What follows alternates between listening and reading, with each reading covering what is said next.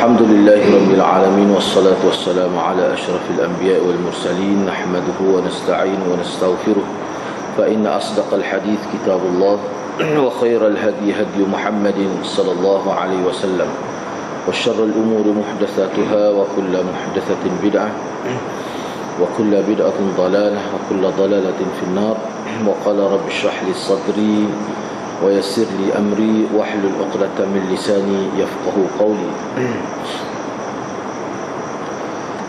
Alhamdulillah, bersyukur kepada Allah Subhanahu wa taala kerana pada pagi ini dapat bersama.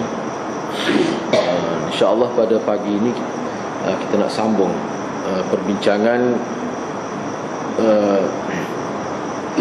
tajuk muraqabah lagi, tak habis lagi. Tajuk muraqabah.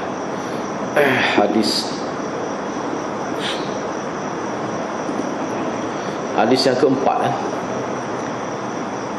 An Anas radhiyallahu anhu qala, sebab baru ni minggu sebelum ini kita telah bincang hadis panjang tu, iaitu hadis daripada Ibnu Abbas.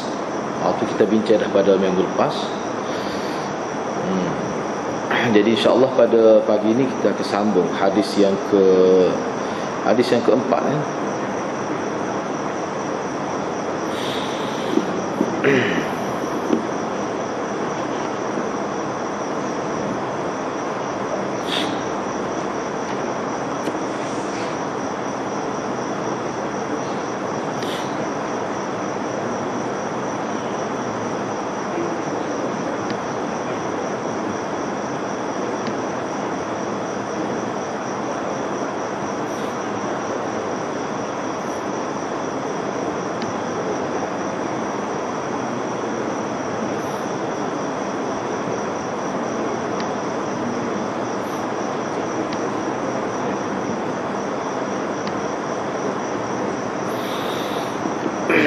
عن أبي هريرة رضي الله عنه عن النبي صلى الله عليه وسلم قال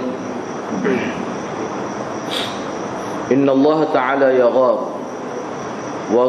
وغيرة الله تعالى أن يأتي المرء ما حرم الله عليه متفق عليه والغيرة بفتح الغين وأصل الأنفة. Diriwayatkan daripada Abi Hurairah radhiyallahu anhu, yang diambilnya daripada Nabi sallallahu alaihi wasallam. Nabi telah bersabda, sesungguhnya Allah Subhanahu wa taala yaghar. Yaghar dengan erti mana cemburu, ataupun dalam bahasa kita sebut ghairah. Sini maknanya cemburu. Sesungguhnya Allah itu cemburu. Dan cemburu Allah atau sensitif Allah dari sudut Allah benci kepada perbuatan yang dilakukan yang menyalahi kehendaknya, yang menyalahi ketetapannya. Cemburu Allah Ta'ala adalah apabila seseorang itu melakukan perkara yang diharamkan ke atasnya.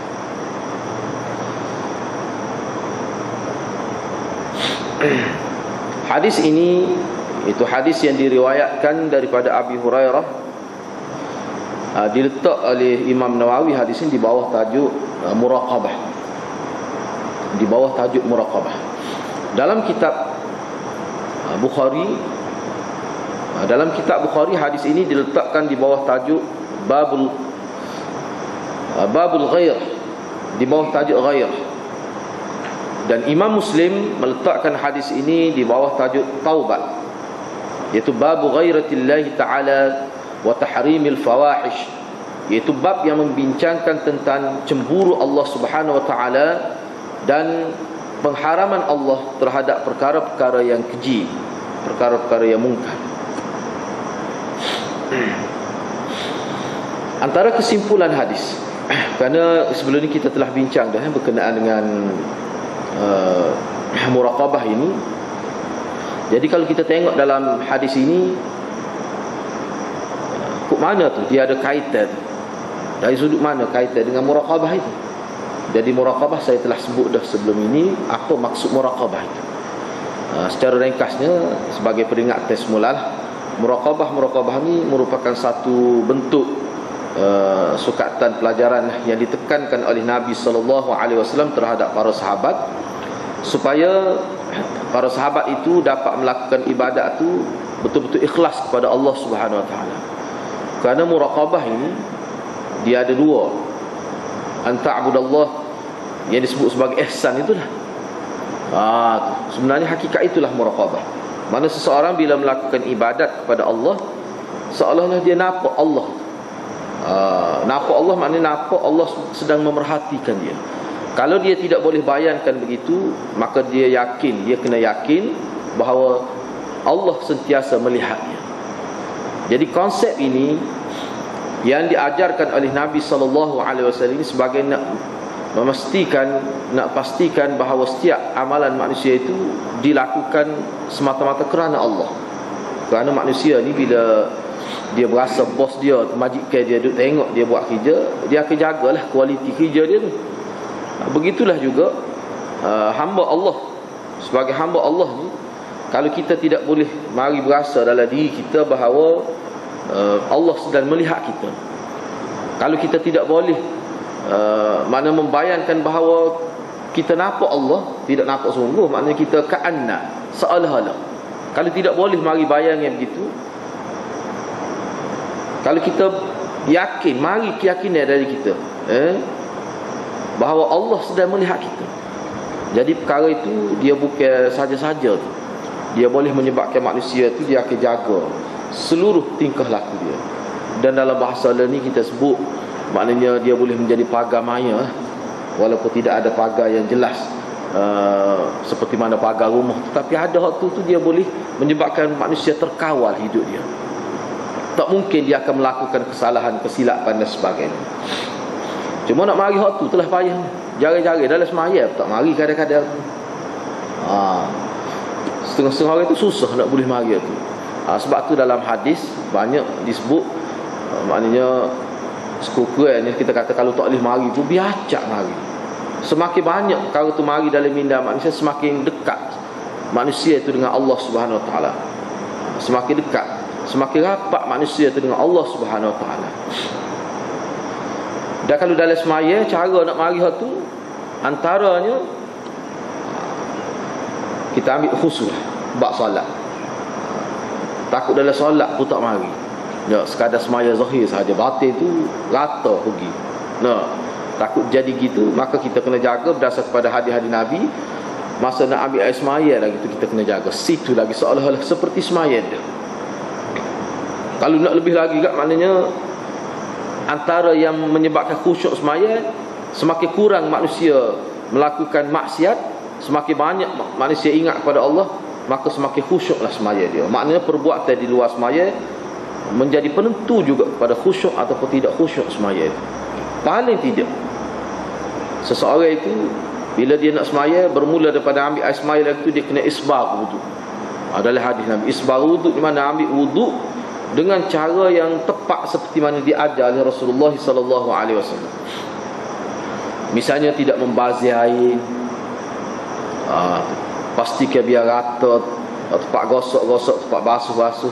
Lepas tu tidak bercakap semasa ambil air semaya, dan selepas ambil air semaya tu pergi ke tempat semaya, tidak bercakap dengan siapa-siapa, semaya sunat. Lepas tu tunggu sehingga diazankan, sehingga muazzin melakukan azan, dan dia semaya sampai habis semaya. Itu antara paling kurang tu Nabi sebut dalam hadis. Kalau kita nak pastikan semaya kita tu khusyuk, ni janganlah dalam sah lagi duk gurau lagi dah. Bila betul sah tu dah lagi gurau misalnya dah. Tu tak kena lah lagu tu. Dia gurau ni tidak budak saja. Gurau ni tidak budak saja. Dia kalangan peringkat kita ni pun dia ada gurau cara dia. Jadi kalau dalam sah tu kena jaga. Jadi sah kena jaga. Kena jaga molek. Rusing kot ada kita orang tua gurau ni. Kata dia gurau tu dia ada gurau cara dia tu. Jadi kena beringatlah hadirat, sebab perkara itu dia boleh memberi kesan kepada solat kita.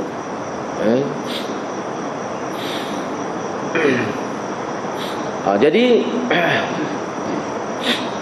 muraqabah Poin muraqabah sesuai dengan tajuk yang diletakkan oleh Imam Nawawi di bawah tajuk muraqabah ni, hadis ni mana duduk tu? Duduk tu maknanya ghairah tu lah, pada kalimah ghairah itu.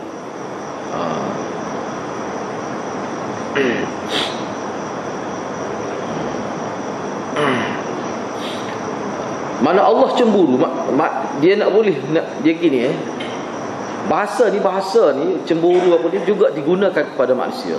Seseorang nak boleh rasa cemburu ni, rasa cemburu ni maknanya dia tahu maklumat tu. Kalau seorang isteri dia rasa cemburu, bila dia dapat maklumat, bila dia tahu. Sebab kalau sekiranya dia tak tahu, tak ada syak lah terhadap suami dia tak timbul rasa cemburu. Misalnya dia tengok suami dia berada dengan perempuan lain, dia nampak, maka timbullah perasaan. Allah Subhanahu Wa Taala ni, dia tahu segala-galanya, sentiasa melihat perbuatan hamba-Nya, tidak terselindung. Maklum, ilmu Allah ni ihatah. Ilmu Allah ni disebut sebagai ihatah. Ihatah ni maknanya tidak meliputi, tidak terselindung walaupun di balik sehelai daun. Itu makna ihatah. Jadi sebagai peringatan pada kita semua, kena beringat apa sahaja amalan yang kita nak buat, kita kena jaga. Kesimpulan hadis ini, pengajaran yang kita dapat daripada hadis ini, kalau kita nak ambil satu lagi poin kita supaya lebih jelas lagi. Jadi ghairah ni sebenarnya apa maksud ghairah dalam bahasa agama, dalam bahasa syariat? Kalau dalam bahasa kita kata cemburu lah. Apakah cemburu itu boleh menepati makna ghairah yang disebutkan dalam hadis? Tidak. Kerana makna ghairah dalam bahasa syariat dengan erti Allah Subhanahu Wa Taala melarang manusia, khususnya orang beriman itu, daripada melakukan fawahish dan semua perkara-perkara yang diharamkan oleh Allah Subhanahu Wa Taala. Dan Allah Subhanahu Wa Taala tidak redha seseorang manusia itu melakukan dosa-dosa, melakukan perkara yang diharamkan oleh Allah Subhanahu Wa Taala. Itu makna ghairah. Itu makna ghairah. Itu makna ghairah Allah Subhanahu Wa Taala, makna gitulah. Mana Allah Subhanahu Wa Taala ni, dia bila dia cemburu, bila dia rasa nak marah, maka dia ada tindakannya. Ini disebut ghairah. Jadi apa sajalah perkara yang diharamkan oleh Allah, bila dilakukan maka dia boleh menimbulkan ghairah Allah itu, menimbulkan kemarahan Allah Subhanahu Wa Taala, dan Allah tidak redha. Jadi dua perkara di situ. Benda tu Allah izinkan berlaku, tapi Allah tidak redha. Sebab tu ulama bahas pula. Sebab ada setengah-setengah ajaran yang salah tu, dia kata kalau Allah tidak redha, kenapa Allah biarkan benda tu berlaku? Perkara ini menjadi perbahasan juga dalam kitab-kitab usuluddin. Dah kalau sekiranya Allah SWT benci kepada perbuatan mencuri, perbuatan zina, kenapa Allah biarkan benda tu berlaku? Sedangkan Allah boleh sekat tu, seperti mana Allah boleh buat Nabi Muhammad tidak melakukan kesalahan, kenapa Allah biarkan umat ini melakukan kesalahan? Sedangkan manusia lain selain daripada Nabi ni tidaklah mempunyai kekuatan jiwa seperti Nabi SAW. Dahlah Nabi ni kuat, dibekalkan dengan sifat maksum pula. Jadi nampak tak lebih mana lah kira-kira ni. Dah, air pokok sesak boleh mikir aku tu. Nabi Muhammad tu tidak buat salah kerana Nabi, Allah jaga dia. Maksum ni makna tidak buat kesalahan kecil, kesalahan besar, dan tidak tersalah dalam bab syariat ini. Itu maksum. Gak kita ni tidak setara Nabi, gak tak ada pula sifat maksum. Gak kalau buat salah, patut nak hukum, tak kena lagu. Ada ni pokok salah mikir dalam kitab-kitab. Ni orang-orang sesak tu. Patut lagu mana? Nah, itu satu persoalan yang kita kena sesallah. Dia gini. Nabi SAW itu sebagai ciri khusus dia, keistimewaan dia yang kita kena terima. Dan kena ingat maksum Nabi ni, kita kena perjelaskan dengan cara yang lebih tepat lah. Maksum Nabi ni bukan sekadar tidak melakukan kesalahan kecil dan kesalahan besar. Waktu tu khusus sifat Nabi begitu. Bukan Nabi Muhammad saja, Nabi dulu, Nabi sebelum Nabi pun begitu. Dan maksum ni dia lebih menjurus kepada satu konsep untuk supaya Nabi tidak tersalah dalam bab syariat. Tak seharusnya, sebab ada sifat maksum. Dia hak tu sebenarnya paling besar. Bila kata Nabi ni maksum, maka sifat-sifat lemah manusia tu dia tetap ada, dia tak hilang. Sifat basyariah itu dia ada. Lupa ada, Nabi lupa. Nabi tak ingat, Nabi tak tahu sesuatu. Bukan kalau lupa ni benda hak ingat dah, benda hak tahu. Tak ingat atau panggil lupa ni benda hak tak tahu. Tak tahu ni lain, lupa ni lain. Banyak kita tengok dalam hadis. Tu. Baik. Jadi mungkin timbul persoalan, kalau Tuhan tu tidak suka kepada perbuatan fahsyat, perbuatan keji itu, kenapa Allah biarkan berlaku atas nama iznullah itu, atas nama izin Allah? Izin ni maksudnya begini, hadirin. Izin ni maksudnya Allah bekalkan kepada manusia itu mana satu kita kata kemampuan yang kira-kiranya cukup untuk dia buat pilihan. Ini mengikut Ahlussunnah wal Jamaah. Allah bekalkan kita akal, dan akal ni Allah beri satu authority kepada, satu kemampuan kepada dia untuk menentukan ni baik, ni buruk. Dia ada sebenarnya akal. Walaupun orang kafir pun dia tetap benci benda-benda hak tak molek, benda-benda busuk, kotor, nipu, mencuri ni. Ini sifat sejagat, sifat fitrah manusia. Tak kira Islam, tak kira kafir, dia akan benci kepada benda. Itu asas dia tu. Baik, yang kedua, bila akal manusia boleh menentukan benda ni baik, benda ni buruk, selagi dia panggil ikhtiar. Ikhtiar ni mana kemampuan manusia untuk pilih melakukan perbuatan yang dia fikir baik, dia fikir buruk, tu dia boleh fikir. Dua perkara tu kita kena faham. Dia boleh pilih, seperti mana dia boleh pilih makan, nak makan nasi. Nasi ni banyak ni pula, nasi pahala ada. Nasi gabu dia lagi, kita kata. Dia boleh pilih. Nasi biryani, dia boleh pilih. Nak makan roti, mana ada pilihan. Seperti mana dia boleh pilih makannya, dia boleh pilih juga nak mencuri, tidak mencuri. Dia boleh pilih. Nak mengumpat, dia boleh pilih. Dan manusia ni sebenarnya dia ada kemampuan untuk tidak buat benda tu. Dia ada sebenarnya. Dan mengikut Ahlussunnah wal Jamaah, kemampuan manusia memilih dan kemampuan untuk pilih dan untuk buat pilihan dia tu, untuk melaksanakan pilihan dia tu, kira-kiranya dalam kemampuan dia. Ini Ahlussunnah wal Jamaah. Dalam kemampuan dia. Ma yuta', bukan ma la yuta'. Termasuk dalam kemampuan dia. Jadi Allah bekal kepada kemampuan akak tangan nak curi misalnya, Allah bekal. Tapi dia boleh pilih untuk tidak mencuri. Dan pilihan tu kira-kiranya cukup Allah bekal kepada dia untuk dia nak buat dan tidak mahu buat. Itu mengikut Ahlussunnah wal Jamaah. Dan atas dasar konsep inilah maka dia tu dikira dosa dan pahala. Kalau hilang dua sifat ni, iaitu sifat boleh menentukan baik dan buruk, kita panggil akal tu. Tak ada orang tu, maka dia tidak dikira dosa pahala. Buat ke dia pun. Misalnya orang gila, ataupun orang tidak gila lah, kita kata. Kalau gila tu terai benar lah. Kita kata ke dia, dia tak khabar. Dia duduk tidur misalnya. Dia tidur ni, manusia ni tak ada dah kemampuan ikhtiar tu, tak ada dah masa tidur tu. Dia sepak saing, dia patah gigi misalnya ketika tidur. Ni ngegar pelik ni. Pasal ngegar lagu tu. Nyakak kaki kena atas gigi no. Patah misalnya gigi lagu mana? Sakit tak sengaja, aku sakit. Patut lagu mana? Dosa ke tidak? Tak dosa. Kau kena bayar kafarah, kena bayar ganti rugi, gigi cabut tu dalam kitab fiqh tu bab lain. Tapi mana tak dosa? Mana tidak dicatat sebagai satu amalan kesalahan, tidak. Sebab apa? Sebab tidak ada daya memilih. Itu orang panggil buat bukan dengan sengaja. Jadi kita kena faham. Jadi Allah izin itu mana Allah tidak sekat. Allah boleh sekat. Allah nak tengok berdasar pada pilihan dia. Allah tidak redha. Bila Allah tidak redha, perbuatan itu bukan termasuk dalam redha Allah, maka Allah akan hukum dia. Ini Ahlussunnah wal Jamaah. Kalau kelompok-kelompok lain Jabriyah dan sebagainya, itu dia pemikiran dalam bentuk lain lah. Jabriyah, seperti mana kita belajar dalam kitab Firaq tu lah, Khawarij dan sebagainya, tu dia ada masalah dengan qada dan takdir. Kita ni terpaksa Jabriyah kata, seperti kita kata bulu bila ditiup ke kiri maka ke kirilah dia bergerak misalnya, tak ada gapo kita. Sebab tu dia perbuatan kita ni tidak mencacatkan iman sikit rabut. Macam-macam lah. Jadi benda-benda gitu silap. Jadi ghairah ni maknanya dua perkara. Ghairah yang kita, pertama sekali Allah larang manusia buat kesalahan, dan bila manusia buat, Allah tidak redha perbuatan yang dia buat. Itu makna ghairah. Dan implikasi daripada ghairah ini, maka Allah Subhanahu wa taala akan hukum manusia yang melakukan kesalahan. Antara kesimpulan hadis ini, antara pengajaran dan pedoman yang kita boleh petik daripada hadis yang ringkas ini, yang pertamanya,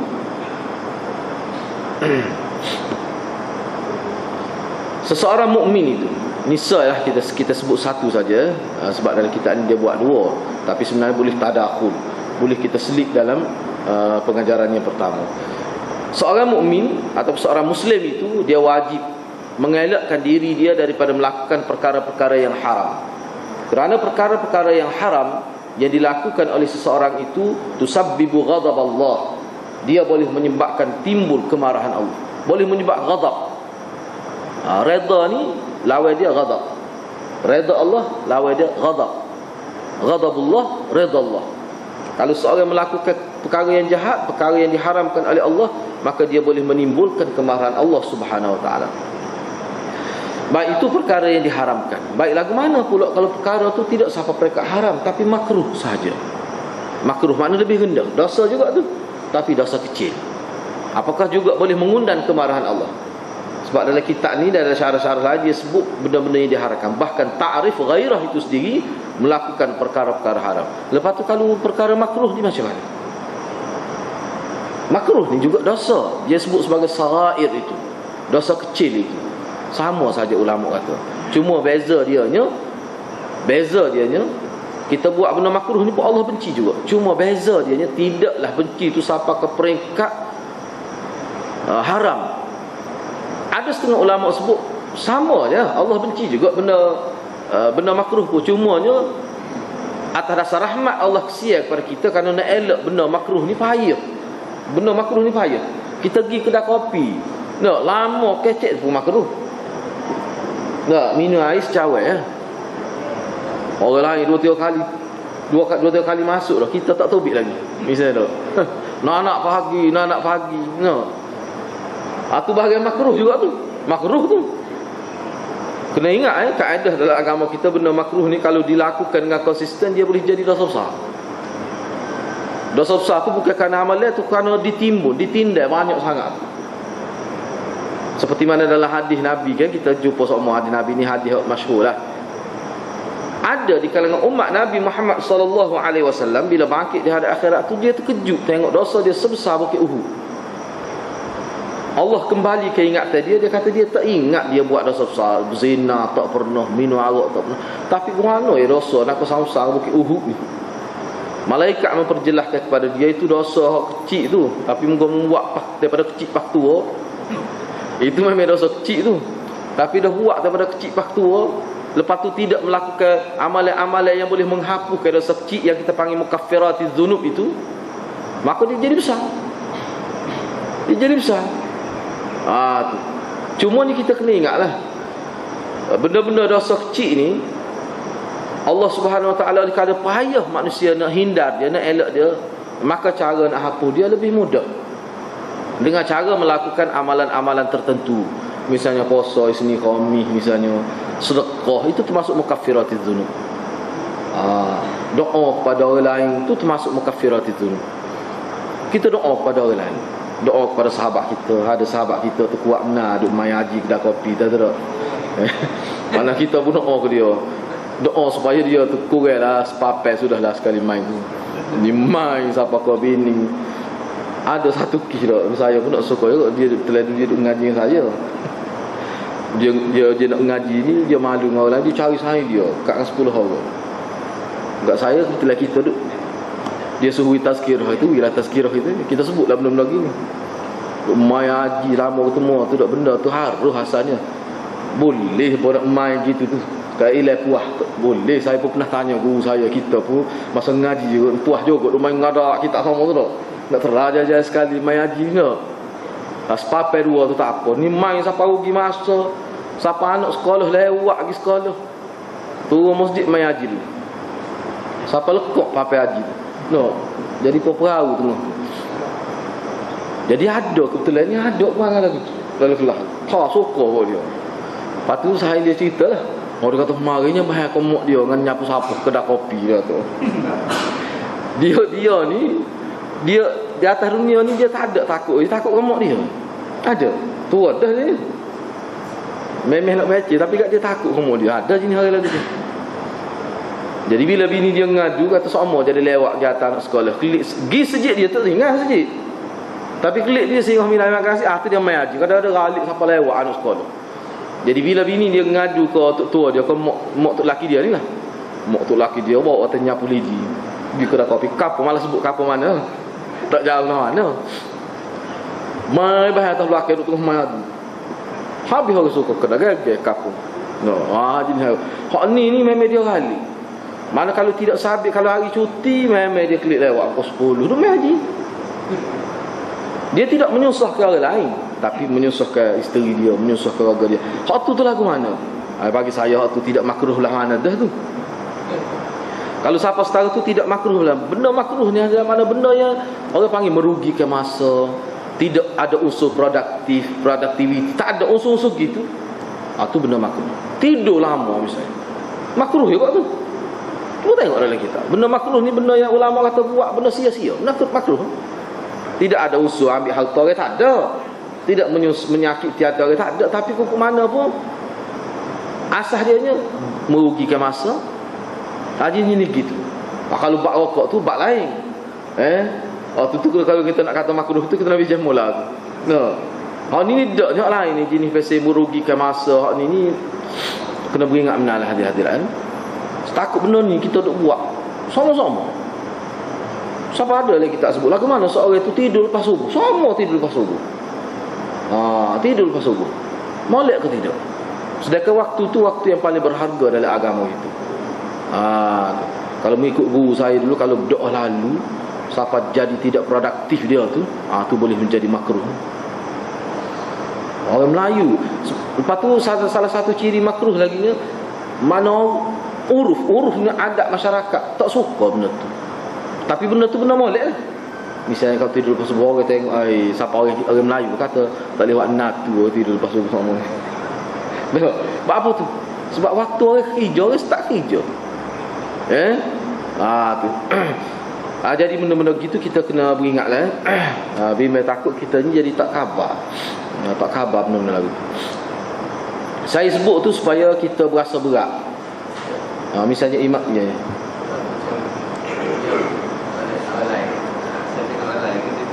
pagi dia nak tanya di malam ni dia bangun pukul 4 lebih, dia sembahyang tahajud lah. Dia sembahyang subuh. Sembahyang subuh tu jadi dia macam sampai pukul 7 dia tengok TV 9 dia start tu lah. Pukul 8 dia start. Masa dia tidur 1 jam. Apa tu? Dia gini maksud saya ni, maknanya dia sebab saya kata mana tidak produktif. Kalau dia mai tahajud, lepas tu dia tidur mana jadual dia. Boleh jadi dia kerja tidak kerja pukul 8. Misalnya dia kerja pukul 9 tu, dak setahun tu tak termasuk.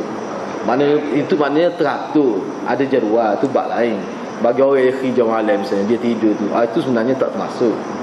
Tak termasuk. Orang ni tidur dengan keadaan yang tidak produktif, itu maksud saya tu.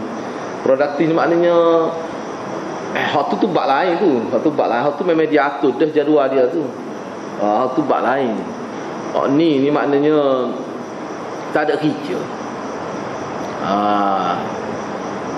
Ataupun dia menyebabkan jadi terganggu rutin kerja asal. Terganggu anak sekolah susah bini. Ada setengah-setengah. Hak ni boleh sampai peringkat haram lah. Sampai mengganggu dia punya rumah tangga. Mengganggu rumah tangga. Ada kes perceraian yang berlakukan untuk lelaki ni kuat dah main haji. Ada. Tu kita sebut haji tu benda konvensional. Kata lah ni hak baru lah ni internet lah. Duk main Facebook tak apa serabut bini. Cepatlah kata nak suruh beli kecap ya.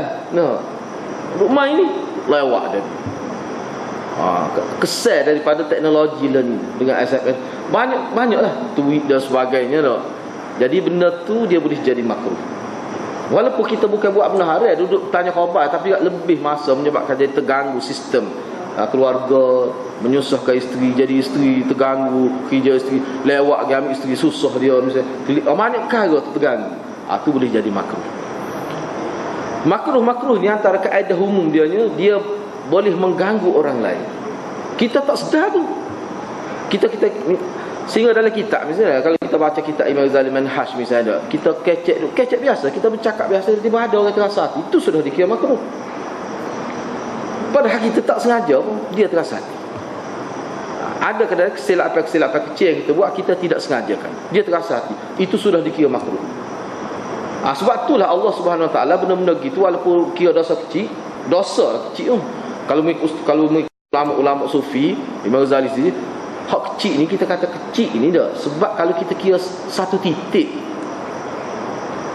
diibaratkan satu titik dalam kain, selai kain putih, satu titik, itu satu titik. Dan kalau kita buat boleh 20 titik sehari, enggak 40 tahun, hak tu sah kesalahan. Lepas tu capur orang lain pula, tidak jadi telegram kain tu. Walau bagaimanapun dalam dosa kecil ni dia mudah untuk hilang. Kalau saya sebut itu rahmat Allah SWT. Dengan cara kita buat baik pada orang, sedekah, bantu orang pun boleh hilang dosa. Puasa, isni, khamih, banyaklah orang panggil mukaffirati dzun ini banyak. Sedekah misalnya hak paling banyak, hak paling kuatlah untuk mukaffirat ini. Puasa, isni, khamih dan sebagainya. Itu antara yang mukaffirati doa kita doa kepada orang lain dalam keadaan dia tidak tahu. Adalah hadis Nabi disebut begitu, maka dia boleh hilang dosa. Hilang sebanyak mana wallahu alam, tidak disebut oleh Nabi tapi hilang. Jadi kena beringatlah kalau begitu juga kita dengan anak kita. Hak ni satu kali saya nak peringatlah. Sebab benda ni benda agama ni dia serius. Dia tidak ikut kita kena ikut dia agama. Misalnya kita dengan anak kita, antara dosa yang paling banyak manusia lakukan bukan dengan orang lain, dengan ahli rumah dia, sama ada isteri dia ataupun anak dia. Seperti yang saya sebut sebelum ni, kita kecek kasar dengan anak bahasa, itu pun kira dosa tu. Kita tak sengaja, itu dosa kecil. Enggak benar tu boleh kata tiap-tiap hari. Setengah-setengah bapak tu memang dia baik dengan orang lain, tapi dengan anak dia tak baik. Dia boleh jaga percakapan dengan orang lain, tapi dengan anak dia tak jaga. Itu juga dikira dosa. Menyakiti hati isteri, enggak bahagia dengan isteri, dengan anak ni, jaga orang minta maaf. Raya kita minta maaf. Lepas tu main kosong-kosong, tak jadi apa kosong-kosong lagu tu. Bukan bola ni. Kosong-kosong. Macam ayat molek ke dia, agak salah buat tu, nengukak dah dia. Acak kali dah kau buat lagu ni. Tanya kalau dia start gitu tu neng lah kita ni. Cuba ayat molek tu kesalahan. Kalau kesalahan besar tak pada yang kosong-kosong. Kesalahan besar dia kena minta maaf molek. Dia ada syak kaedah. Orang kita ingat pinjam PTV ni tak apa, tak bayar, tak leh kena bayar betul lah. Maknanya melakukan dosa besar, tipu bini, tipu isteri, tipu anak kita kata. Rakyat nak beli, benar ni ada ke kita ada pun. Ni manusia payah nak jaga. Anak saya suruh beli coklat ya. Tak apa je. Lepas tu tak beli. Lepas tu tak erti gitu. Anak tu tak bahasa. Akhir sekali tu salah satu punca anak tak hormat bila dia besar. Kita tak khabar. Kita duk bahasa anak lagu dak serupa ya. Sama ya. Lepas tu kita tak minta maaf dengan anak kita. Jadi kena beringat. Sebab itulah dalam hadis Nabi sebut seseorang yang paling hebat lelaki ar-rajulu, lelaki sejati, bukan orang yang menang dalam pertarungan atas pentas itu, dalam gusti dan sebagainya, tapi orang yang boleh kawal perasaan marah dia terhadap keluarga dia. Dia boleh kawal, dia boleh jaga ni syariat dengan isteri dan anak dia. Hak tu hebatnya. Sebab benda tu payah nak buat. Manusia boleh berlakon di luar rumah dia, tapi atas rumah dia akan tubik perangasan. Sebab tu kalau orang terlibat dengan politik, musim pilihan raya dia buat baik dengan bini dia. Kalau bini dia buana tak pilihan raya berat dia. Dia kena, sebab isteri lah paling tahu tentang kita. Seperti mana kita paling tahu tentang isteri kita, maka kita paling, mana isteri kita pun paling tahu tentang perangai kita. Molek tak molek, dia paling tahu. Jadi kena beringatlah. Baik, hadis seterusnya, hadis yang ke-6. An Abi Hurairah. Ini juga riwayat daripada Abi Hurairah.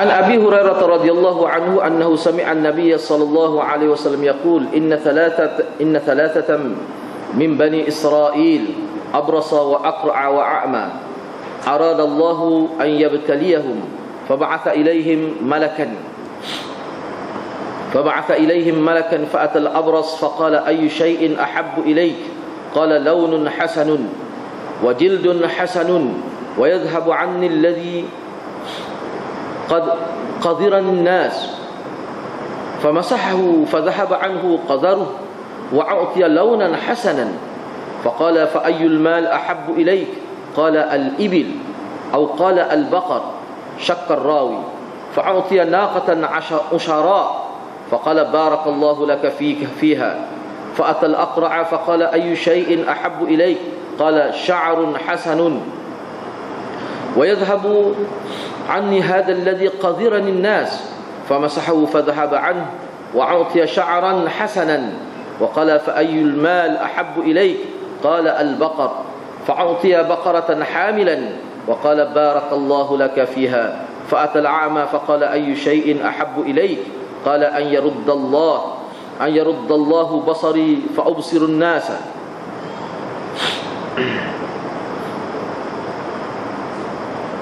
فمسحه فرد الله إليه بصره قال فأي المال أحب إليك قال الغنم فأعطي شاة والدا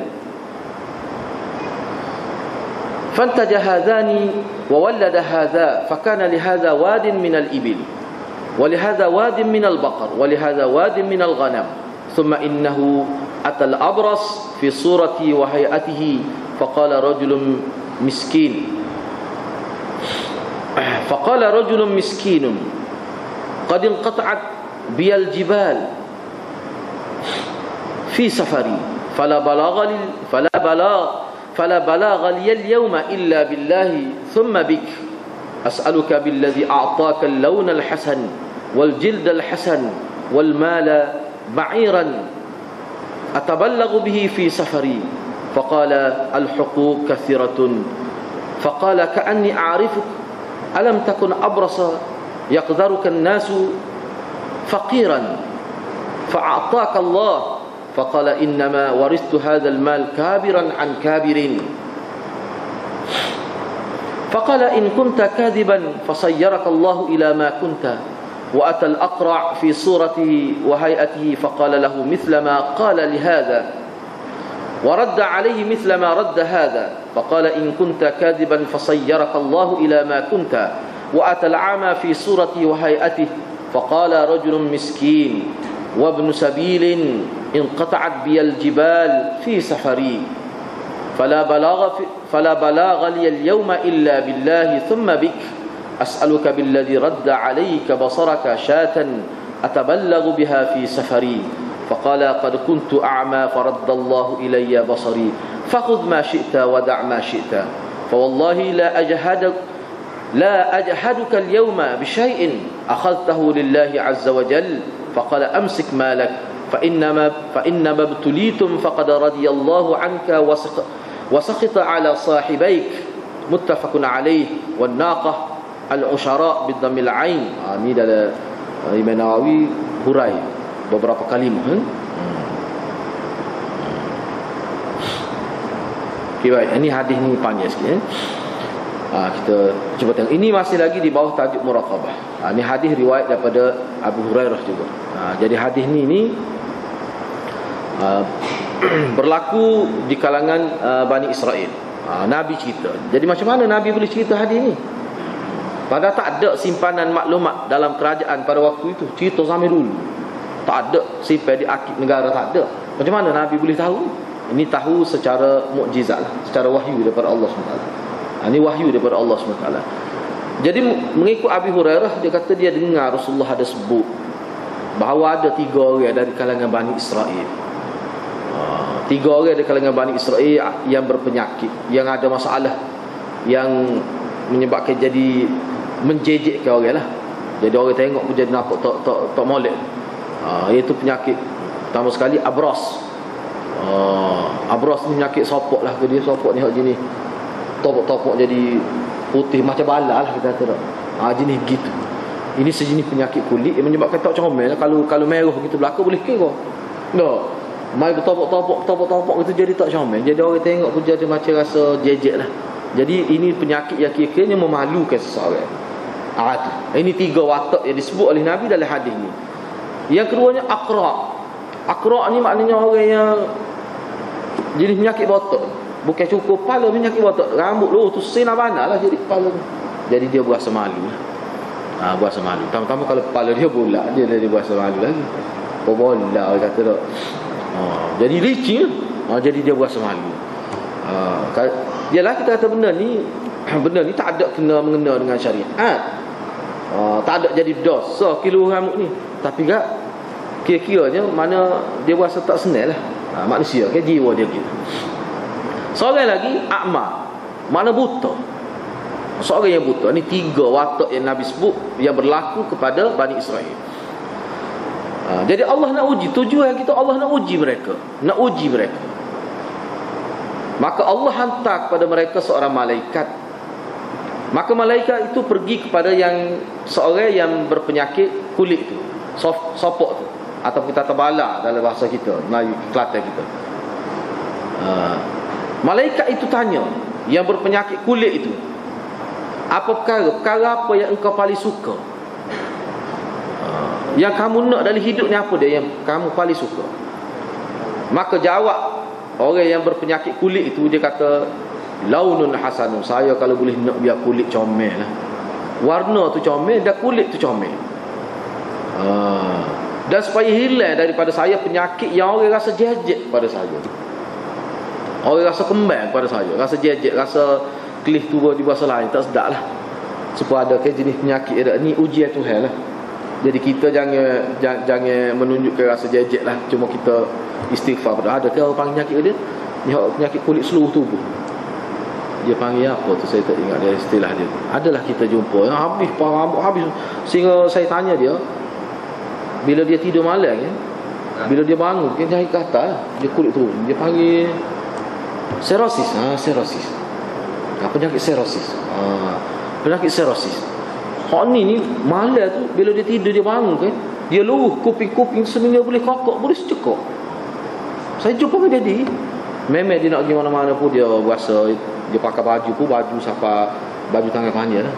Tapi nampak di muka ni. Hak perempuan pun saya pernah jumpa, dah ramai juga kita tengok. Hak lelaki ni bila saya kenal sayang atas sayang, dia cerita lah. Dia kata tak ada nak buat. Habis doktor serosis. Sehingga bila dia tidur tu, bangun pagi tu dia boleh kokok dia punya jatuh-jatuh atas dia punya kain cadar tu kan, boleh segenggan kuping kulit dia. Memang kalau kita tengok, lepas tu dia nampak berkebuk gitu. Kalau dia nampak berkebuk, kalau tempat makan, tempat bawah kan, masalah juga. Dan dia cuba kita bayangkanlah perasaan dia tu. Semua ni tak kena kita, tak apa kita kena sikit pun tutup habis kan. Hak sakit, hak rasa pedih panas ketika peluh, hak sakit kan. Tak boleh nak bayar dia agak bila Allah uji manusia. Kita fikirlah kita kena sikit lah, kadang-kadang sikit lah. Seci pun tak siapa kata dah. Waktu tu peluh habis pakai hidung. Ni habis tubuh. Dan penyakit ni saya pernah tengok penyakit ni penyakit yang sama. Dia kena daripada budak besar-besar tu, dia jadi macam tak ada kuku. Teruk benar. Siapa dia boleh mengganggu orang, menyebabkan jadi tarik orang. Kesian lah kita tengok. Orang lagu ni tak? Cuba kita gambarkan, Allah nak uji dia. Jadi bila malaikat tanya apa yang kamu mahu dalam hidup kamu, kalau banyak naknya, hak paling kamu mahu. Dia kata saya nak kulit warna yang cantik, warna kulit dan kulit yang cantik, supaya hilang perasaan jejek orang kepada saya. Lalu malaikat pun famasahu. Kalau malaikat pun buat gini, masah ni maknanya sapu, luruk di kulit dia. Itu masah. Seperti Nabi Isa tu lah. Nabi Isa kan, bentuk rawatan dia adalah dengan cara sentuh. Ini Allah SWT hantar khusus lah dengan izin Allah. Maka hilang fadhaba anhu qadaruhu. Maka hilang penyakit kulit dia tu. Dan dia diberikan oleh Allah SWT launan hasanah, mana kulit yang cantik, lembut, molek, comel lah. Lalu malaikat tanya lagi dia, fa ayyul mali ahabbu ilaik, harta apakah yang kamu paling suka? Kalau buat harta apa yang kamu nak, yang kamu ingin sangat? Dia kata, ni sesuai dengan tempat dia. Dia kata, saya nak ibil, nak unta, ataupun perawi ni dia syok, perawi ni dia tak ingat maulid. Apakah Nabi sebut apakah makna unta ataupun bakar? Jadi sini ni dia punya syok perawi sini bukan Abu Hurairah, syok ni perawi bawah pada Abu Hurairah. Dia jawab sama ada unta ataupun lembu. Gitu.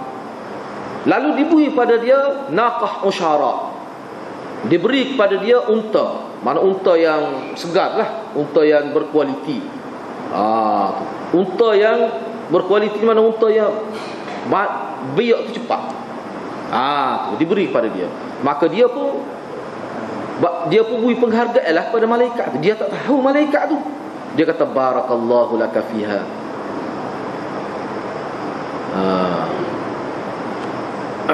Ataupun malaikat kata kepada dia, mudah-mudahan Allah memberkati engkau pada hartanya. Malaikat kata dia, malaikat kata, barakallahu laka fiha, mudah-mudahan Allah memberkati engkau berkenaan unta ni. Tu.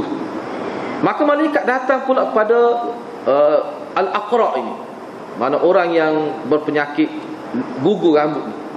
Aqra' ni maknanya dia penyakit, sejenis penyakit gugur rambut menyebabkan jadi botak pada. Soalan yang sama dikemukakan oleh malaikat. Apakah perkara yang paling kamu suka, yang paling kamu mahulah untuk diberikan kepada kamu? Dia kata, saya nak rambut comel. Moga dia botak kan. Rasa hak lalai tu biar dulu. Sesahabat pol kepala botak dulu. Soalan lagu tu. Dia nak sya'run hasanun, nak rambut yang cantik lah, supaya hilang rasa tak senang orang ramah pada saya. Jadi hak ni kita rasa kalau botak biasa seperti kita, tidaklah sampai peringkat qadhira. Dalam hadis ni siapa orang berasa jejak, mana ini sejenis penyakit. Bukan sekadar botak biasa. Kalau botak licin sepuluh kepala lutut tu, hak tu orang tidak berasa jejak tu. Ni siapa peringkat memalukan dia bila berada di khalayak ramai. Tu. Supaya bila rambut tu comel, mana hilang perasaan benci, perasaan tidak senang orang kepada saya. Lalu malaikat sapu kepala dia, menyebabkan hilanglah jadi penyakit dia tu. Dan dia telah diberikan rambut yang cantik. Soalan yang sama juga dikemukakan, apakah harta yang engkau mahukan, yang paling engkau suka? Dia kata, saya nak lembu. Maknanya kita boleh nampak lah pada masyarakat dia ni, masyarakat yang ekonominya dalam bentuk penternakan, pelihara binatang dan sebagainya. Kalau kita learn ingat, kita kata, marilah rumah kedai berdua 3 butir. Kalau kita sampai kita learn ni, mari estate kebun kau, tu jenis gitu. Dia ni dia minta sesuatu, biasanya mudah jadi kaya zaman dia ke dia memelihara lembu, unta dan sebagainya. Dia minta tu, maka diberi kepada dia lembu yang hamil, lembu yang ada anak dia. Tunggu bila-bila masa lagi nak lembu bunting lah. Tu. Dan malaikat kata pada, barakallahu laka fiha, mudah-mudahan Allah memberkati engkau pada harta engkau ini. Maka malaikat datang pula kepada orang yang buta tu. Maka soalan sama dikemukakan, ayu syai'in ahabbu ilaik, apakah yang kamu inginkan, yang sangat kamu inginkan? Orang buta dikata, an yaruddallahu basari fa ubsiran nas, saya mahu supaya Allah kembalikan penglihatan saya, maka dengan itu saya boleh melihat manusia, saya boleh melihat orang lain seperti mana orang lain boleh melihat saya. Lalu malaikat masah ni mana sapu mata dia, buat gitu, sapu mata dia. Faraddallahu ilaihi basarah, maka Allah mengembalikan kepadanya penglihatannya. Maka malaikat itu bertanya lagi, fa ayyul mal ahabbu ilaik, apakah harta yang paling engkau inginkan? Maka orang yang buta itu menjawab, dia kata, al-ghanam, saya nak kambing. Ni nak kambing. Lalu diberi pada syat kambing. Kambing maknanya yang kira-kira nak melahirkan anak, ialah kambing bunting, ialah kira-kiranya kambing yang membiak, yang kira bakar baik. Kaya bahasa dia ni, bakar kita, bukan buih hak kuku nutung masa ada kan. Hak ni mana hak berkualiti. Jadi ni disebut sini dalam hadis Nabi sebut, maka binatang yang diberikan kepada ketiga-tiga ini, saya terjemah secara ringkas sebab mudah faham. Maka binatang yang dikemuka yang diberikan kepada tiga orang itu membiak, jadi sungguh biak luar biasa cepatnya.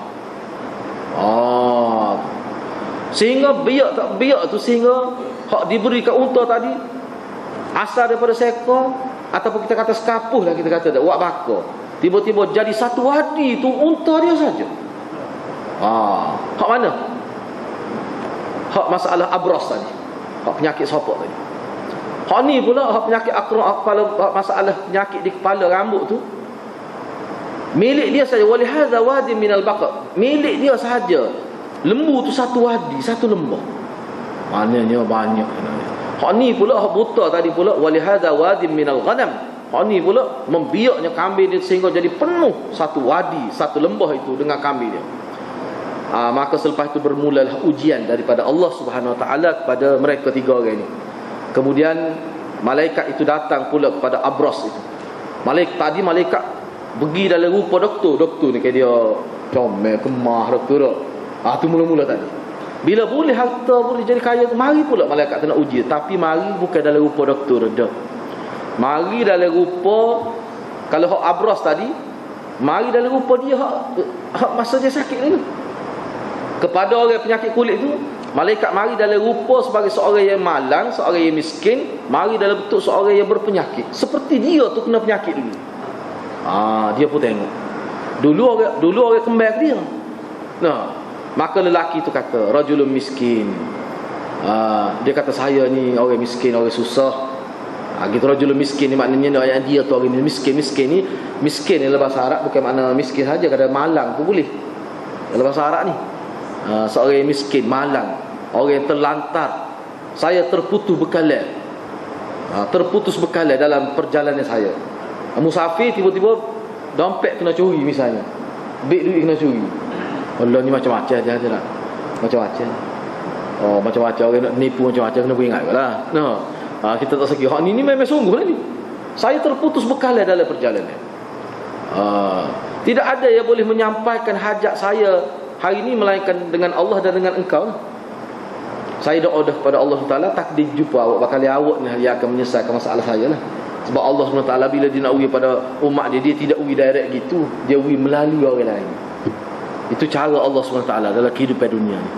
Allah nak uji ilmu pada kita. Allah boleh uji ilmu direct pada kita, masuk telinga bawa je gelembung lalu boleh ilmu, boleh. Tapi dia Allah melalui orang lain, kita panggil guru tu. Allah nak beri harta pada kita, Allah boleh beri direct, tapi Allah tidak beri direct. Dia beri melalui orang lain. Kalau kita berniaga melalui orang, mari beli di kedai kita, itu cara Allah beri harta pada manusia. Dia tidak beri direct gitu. Jadi tidak ada yang boleh menyampaikan hajat saya pada hari ini, melainkan dengan Allah dan dengan awak. Kemudian dengan awak. Tu. Saya mohon kepada awak, kata malaikat dalam rupa orang yang berpenyakit kulit, seperti yang kena kepada orang yang sembuh tadi. Saya mohon kepada awak, billadhi, saya minta kepada awak,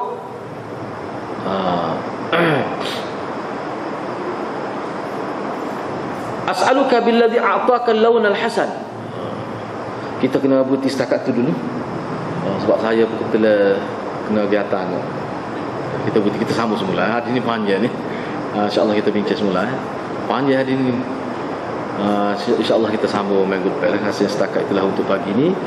Assalamualaikum warahmatullahi wabarakatuh.